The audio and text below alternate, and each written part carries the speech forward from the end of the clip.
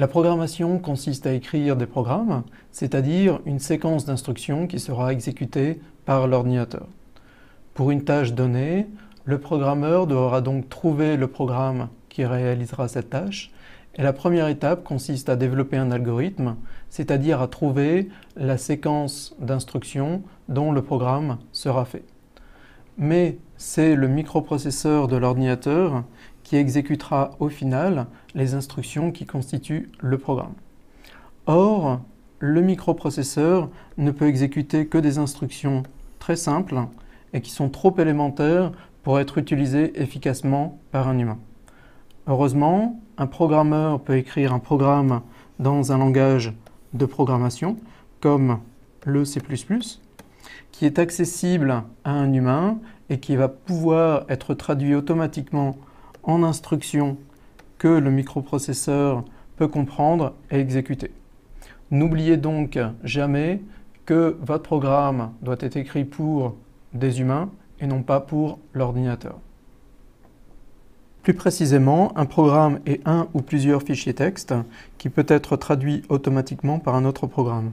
Cet autre programme est soit un interpréteur, soit un compilateur, et dans le cas du C++, c'est un compilateur qui est utilisé. Le compilateur C++ crée un fichier exécutable à partir du ou des fichiers texte qui contient le code source, c'est-à-dire le programme C++. Ce fichier exécutable contient les instructions que le microprocesseur va pouvoir exécuter. Dans ce cours, vous allez apprendre à analyser un problème pour pouvoir écrire un programme dans un langage de haut niveau. Le langage sera ici le C++, mais nous nous efforcerons de rester généraux et vous apprendrez des principes qui seront valables pour la plupart des langages de programmation. Pour un problème donné, vous allez d'abord devoir concevoir la séquence d'instructions que le programme devra exécuter. Ensuite, écrire le programme C++ qui correspond à cette séquence d'instructions. Ensuite, compiler votre programme pour créer un programme exécutable. Il se peut en pratique que la compilation échoue parce que votre programme ne respecte pas les règles du C++ et que le compilateur n'a donc pas pu le traduire.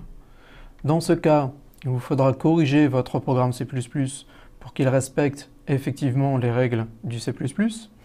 Souvent, le compilateur produira des messages d'erreur qui pourront vous guider dans la correction de votre programme. Quand votre programme peut enfin être compilé, vous pouvez l'exécuter pour pouvoir le tester. Et il se peut alors que le programme ne fasse pas ce que vous souhaitez qu'il fasse, parce que vous avez mal conçu la séquence d'instructions au départ. N'oubliez pas que le microprocesseur exécutera aveuglément votre programme. Il vous faut donc être rigoureux lors de la conception. Et dans ce cas, il vous faudra repenser votre séquence d'instructions, modifier votre programme en conséquence et continuer ce cycle de développement. Nous allons maintenant créer notre premier programme C++. Je vais commencer par ouvrir un environnement de développement. La solution la plus simple est sans doute d'utiliser Geany. Vous trouverez la procédure d'installation sur le site du cours. Le début de notre programme est un petit peu mystérieux et se lit --include iostream using namespace std. Donc ne cherchez pas à comprendre ces lignes pour le moment, sachez juste qu'elles sont nécessaires pour que notre programme puisse fonctionner. La suite du programme int main parenthèse ouvrante, parenthèse fermante, accolade ouvrante deviendra plus claire lors du cours sur les fonctions. La tradition quand on apprend un nouveau langage est de commencer avec un programme qui affiche le message Hello World et nous allons nous plier à cette tradition. En C++, ça se fait ainsi. Cout inférieur inférieur, ouvrez les guillemets, Hello World, fermez les guillemets, inférieur inférieur, endel, point virgule. Notre programme se termine avec la ligne return 0, point virgule et une accolade fermante.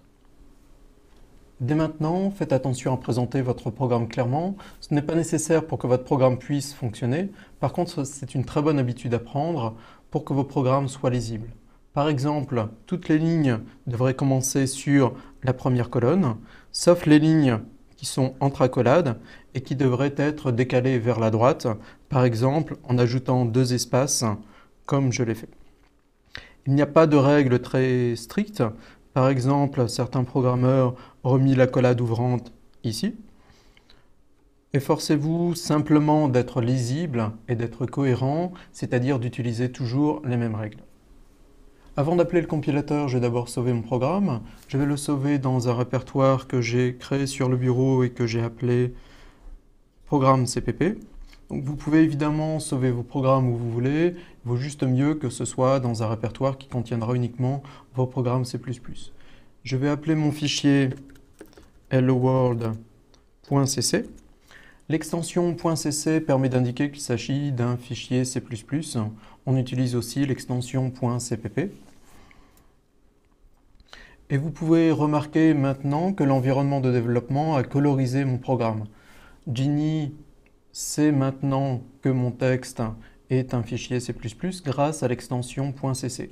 Et avec un petit peu d'habitude, les couleurs rendent le programme beaucoup plus lisible. Je vais maintenant compiler mon programme. Avec Genie, ça se fait en cliquant sur le bouton Build, qui lance à la fois la compilation et qui crée un programme exécutable. Attention, le bouton Compile ne fait que lancer la compilation et ne crée pas de programme exécutable. Donc si maintenant je clique sur ce bouton Build, j'ai un message qui apparaît pour indiquer que la compilation s'est bien passée. Comme tout s'est bien passé, je peux maintenant exécuter mon programme. Ça se fait en cliquant tout simplement sur le bouton Exécute. Une fenêtre s'ouvre pour afficher mon message.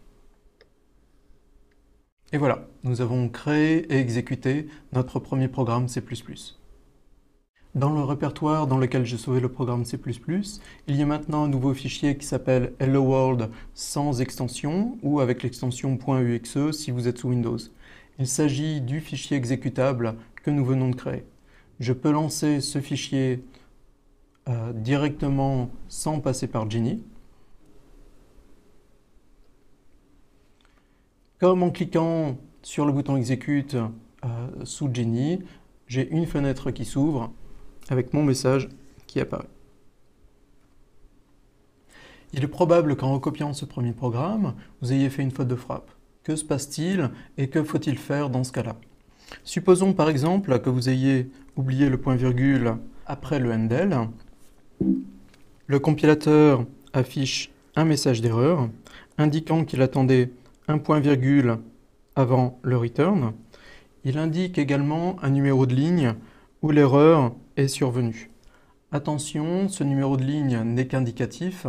Il se peut que l'erreur soit survenue en fait à la ligne précédente, comme c'est le cas ici. Notez au passage que si l'on clique sur le message d'erreur, Genie nous renvoie à la ligne correspondante.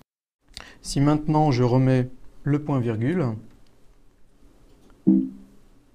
la compilation se passe de nouveau correctement. Si à la place de std, vous avez tapé sdt par exemple, dans ce cas, le compilateur va générer de nombreuses erreurs. Pas de panique, il faut toujours commencer par corriger la première erreur et ensuite recompiler. Bien souvent, une erreur apparaît à cause d'une erreur qui est survenue plus haut dans le programme.